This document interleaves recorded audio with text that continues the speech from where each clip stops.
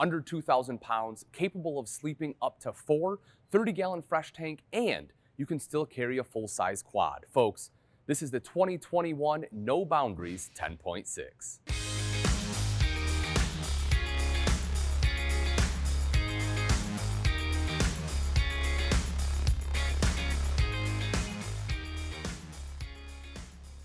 The No Boundaries line is known for going pretty much anywhere and taking whatever you want with you, and the 10.6 is no exception. The thing I really like about this one is the fact that it comes in under 2,000 pounds. For the features it has, I mean, you're talking a basically full-size kitchen here. You're able to sleep 4 people in there, a 30-gallon fresh tank.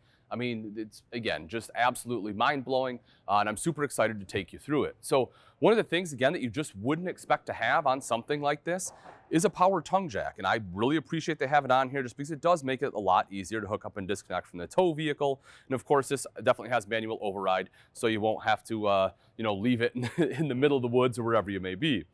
Behind that, you will see a 20-pound propane tank with the cover. Now, of course, attached to that is your LP Quick Connect, and if you have a grill or something that you really like that you want to bring, by all means, you can bring it with you. The intended purpose here is also for this, the 2-burner cooktop, and we'll get to that in just a second, but just know that's how you hook it up. But like I said, you're not restricted to that. If you have like a Blackstone griddle or you have a grill that you really like and you want to set up here and just be a cooking fiend, by all means, go for it. Of course, diamond plating helping to protect that front end. Fiberglass all the way around. It's a fiberglass lightweight unit. As I said, under 2,000 pounds as equipped. That's not coming from the factory. That is as this one is equipped. So when we come around to the side, we pull this out, and as I said, the 2-burner cooktop right there. So if you want to do some cooking on that, you don't want to bring any extra equipment, it is already fully functional right out of the gate. You also see storage underneath, and one of my favorite parts, although very minor, is that right there. You get a little bottle opener, so after a hard day's ride, you can pop open a cold one and enjoy it. You also see the Truma 12-volt refrigerator. Take that or open that up, you can see plenty of storage. You have the rack going across the top there, so it gives you some division of space, allowing you to set a lot of items in there. That is removable. If you want to take this out completely, if you don't have a need for a refrigerator, maybe you're just bringing all dry food and you want the extra storage space, by all means, you can take that out and you have all this tray right here for additional storage. This is your pantry, which is very unique. So your pantry is outside, but you can see the shelves are pretty big. Allows a lot of space for, canned goods or, as I said, anything else dry that you want to bring. That's the place to do it. You also see your little water basin here and your hose. So, of course, your head just screws right on there. But as I said, folks, this is a 30-gallon fresh tank. You have a lot of fresh water on here. That's something on this size camper you normally don't get. I've seen some that may have like a 5 or 6 gallon or sometimes just like a tube. But this gives you the ability to, cook, clean, shower if you need to. Now, it's not hot water by any means, but, if you need to take a quick shower, you still have the capability to do so if you're not using, dry soap and shampoo the whole time. You will also see LED light right up top there. So that way, if you're cooking at night, it's easy to do that. And then if we take a look up top, this is really where things get interesting. And I think that, the Nobo really kind of sets itself apart. And that's all the accessories you can get on that Rhino rack. I mean, they went full in. You will see the bat wing, which is a 270-degree awning, right? I have it pulled out a little bit here just to kind of show you the material, but when this is set up, it covers basically this whole side where you can see it and wraps around the back. So you have this huge camp space where you can set up all your chairs, sit down, relax, and truly enjoy nature. Also up there, it's kind of tough to see from where we're at, but there is a kayak rack. Now, a lot of these are optional, bear in mind. So, if you have no interest in them, you don't have to get them, but just know that you can. So you can put a kayak up there. And of course, we have the Nobo Nest. And we'll get to that a little bit further when we go around to the other side. Dropping back down, you will see the reinforced wheel well, and this has the grip tape on there. So if you need to get up there and strap up the kayak or, get anything else up off the roof or just to help you, bag up and take out the bat wing, that's a very sturdy step, so you're able to get up and do that. And underneath is your 16-inch rugged tire. You can see that bad boy has huge lugs on there, so it not only gives you more ground clearance, but has the capability of tackling some of those off-road adventures. Fully enclosed underbelly too to help keep a lot of that dirt out when you are out on the road. And you have a ton of access points to the interior. You have a door on each side, plus the ramp right back here. It's also worth mentioning electrical outlet outside, so if you need to plug anything in, you can do that. And of course, you have solar prep. Now, before we go in, I just want to note this too. This one, it does have Azdel Composite, which is a big deal for a couple reasons. One, it's what helped achieve that lightweight because it is lighter weight than Luan. Also, it won't absorb moisture, so when it starts raining, you're not going to have to worry about delamination or anything in the sidewall, and it's a green material, so when you're in a small space like this on a hot day, you're not going to get gassed out. Let's head on in and check out some of the features in here because, it definitely doesn't stop in here. You will see that this one has your screen. God, I'm losing my mind. It has the screen with the zipper right here so that way you can have nice airflow coming in and keep the bugs out. This is a great option to throw on there. I highly recommend it. And then when we do come inside, you'll see the D-ring. So one of the things I mentioned early on is that this one is capable of having a full-size quad. In order to do that, of course, you want to put the tables down. You also need to remove the cushions, but you can fit a full-size quad in here, which is very impressive.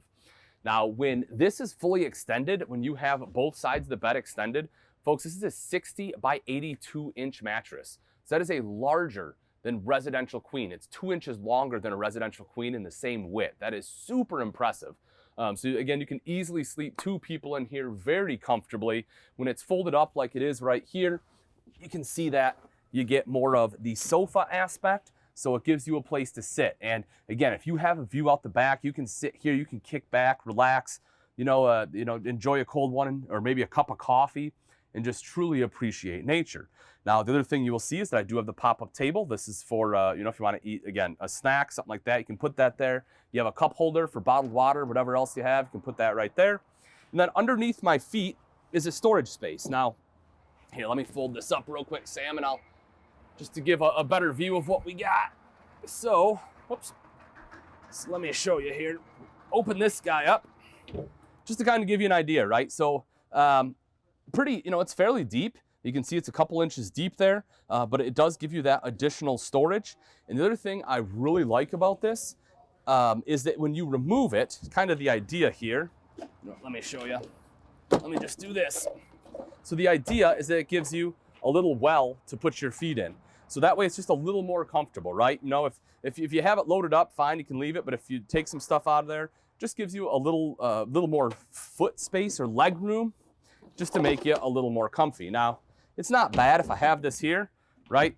It's still pretty manageable depending on how low I put my legs. But if you're gonna be eating a meal, something like that, it can be a little bit nicer to put your feet down in there. As far as options, you can get an optional LED 12-volt TV. So if that's something you're interested in, that is an option you can get on here. So just know that.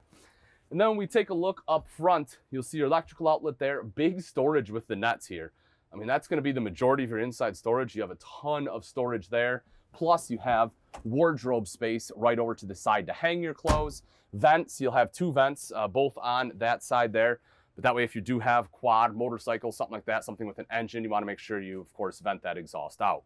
Another option that we did put on here is the AC. So that is a 13.5K BTU AC. And folks, that thing will freeze me out of here in a hurry. I mean, it's overkill for this size RV. But the thing I do like about it is it does come with a 5,500 BTU heat strip. So as long as it's not in freezing temps, right? I think the heat strips stop operating somewhere around 40 degrees or so. But as long as it's, in like that mid 40s to 50s where it's, just starting to get chilly, you can kick on that heat strip to keep things nice and warm. Let's take a look outside, some of the features we have over here. It's funny because normally I'll refer to the door side and the off door side, but you have a door on both sides. Technically, I guess you'd call this the off camp side. But right over here, so a couple things, the doors themselves, you'll see have windows on them. So when it is closed up, you don't feel closed in and claustrophobic, right? Even if you have the ramp shut, you still get a lot of light in here, which helps make it feel nice and open, even though it is a little bit smaller space. If you go to a campground where you have shore power, you can definitely hook that up so you have full shore power. It has, again, a cable input in the front. We can take a look at that in just a moment. We'll take a look at the Nest in a second here too, but I just want to show you if you, for that fresh water tank, as I mentioned, it's 30 gallon. That's where you fill it up right there. City water inlet, if you go to a campground, you have that city water. That's where you fill it up at right there, cable inlet there. And this is really cool too, is they give you a full size spare. They expect you to take this to places that may not be the nicest terrain. It may be a little tough, and they are very rugged tires, but in the event that you do get a flat, you have a full-size spare here you can strap on, so you're good to go. Now, one of my favorite parts about this, again, is the fact, as I mentioned, it's under 2,000 pounds and you can sleep up to 4, and that comes from this right here, and this is the Nobo Nest. So as you'll see, it has a telescoping ladder to be able to climb up in there. And Sam, can you just climb up there real quick and just show everyone what we what we have? So I know it says do not climb, liability reasons. If we get hurt, that's on us. But if you take a look up there, folks, you can see that that is nice and big, plenty of space for 2 additional people to sleep. And again, that's one of the things that I really love about this 10.6, where I think it really hits home. So you're able to carry a ton of gear with you. You have the kayak rack, you have the space inside, you have a queen bed in there, full kitchen, plus the tent up top, 30-gallon tank, all for under 2,000 pounds, folks. This thing knocks it out of the park. If you're interested in this Nobo 10.6 and you would like price and availability, simply click on the link in the description. Also, in the comment section, let me know what you think they nailed, what they failed, and if you were designing this RV, what you would change.